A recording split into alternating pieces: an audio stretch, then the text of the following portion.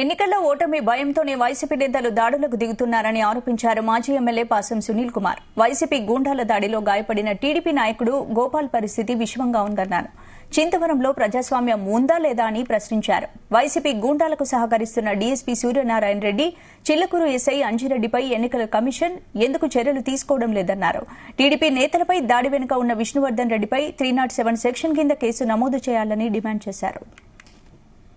Vishnuvardhan Reddy, DSP Anji Reddy, ఇలా ముగ్గురు కారణం.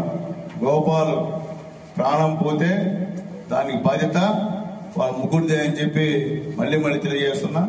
వెంటనే మొన్న ఇచ్చిన కంప్లైంట్ మీద కేసు కట్టి మిగిలిన వాళ్ళని కూడా అరెస్ట్ చేయాలని చెప్పి కోరుతున్నాం. అట్లాగే ఇంకా కూడా ఆగరాడా.